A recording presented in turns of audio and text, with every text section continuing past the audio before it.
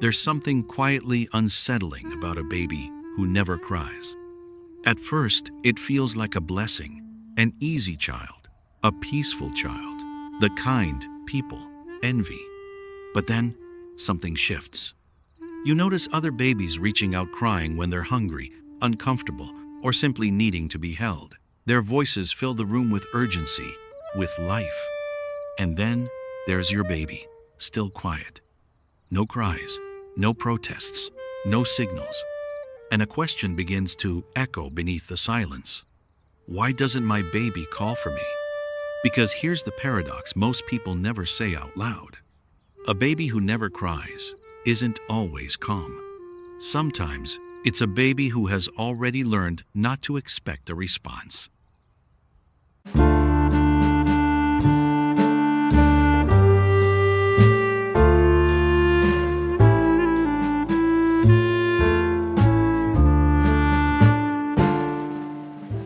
Crying isn't just sound. It's the first language of trust. Before a baby understands words, they understand one thing. If I cry, someone will come. That belief is not taught through logic. It's built through experience. Each time a caregiver responds with warmth, touch, or presence, the baby's nervous system begins to settle. It learns that discomfort doesn't have to be faced alone. And slowly, something deeper forms. A sense of safety. But what most people don't realize is this. Crying only continues when it works.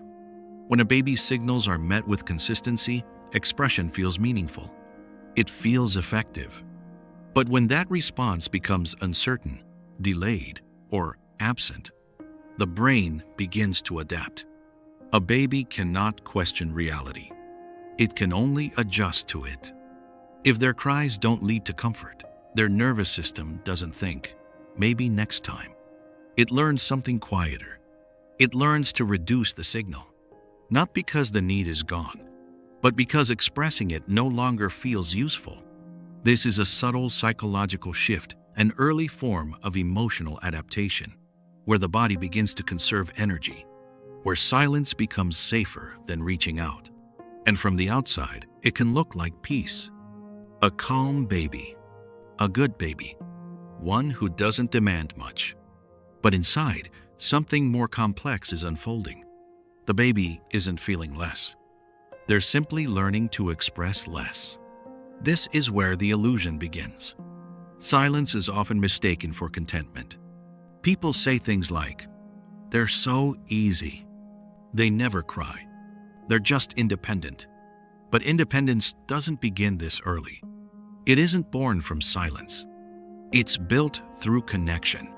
A baby who doesn't cry may not be independent at all.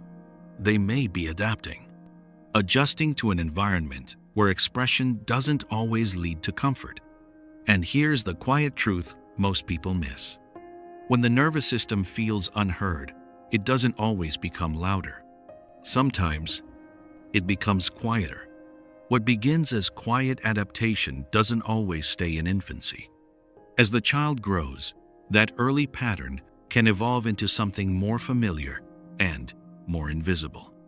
A child who rarely asks for help, who seems mature for their age, who doesn't complain even when something is wrong. From the outside, they appear strong, easy to care for, low maintenance. But internally, they may be carrying something different. A quiet hesitation to express needs. A subtle belief that asking might not change anything.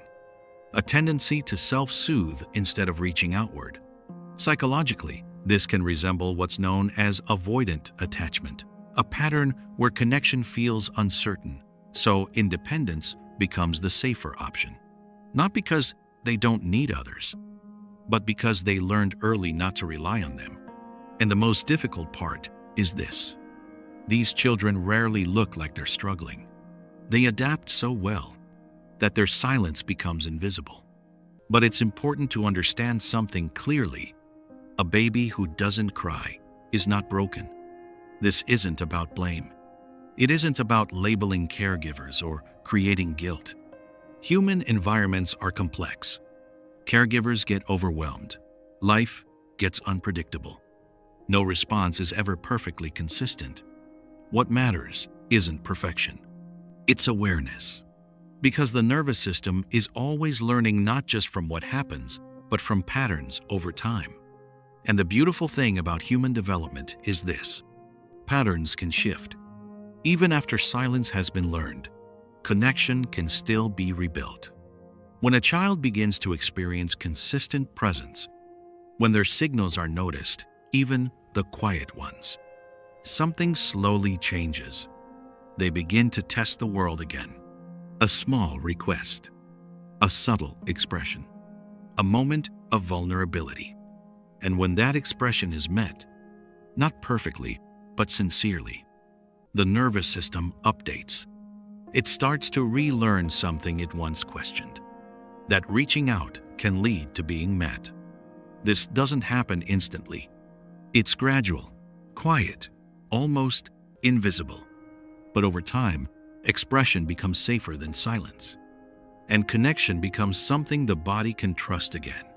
So, if you've ever noticed a baby who rarely cries, or a child who seems too quiet, too self-contained, it's worth looking beyond the surface. Not with fear, not with judgment, but with curiosity.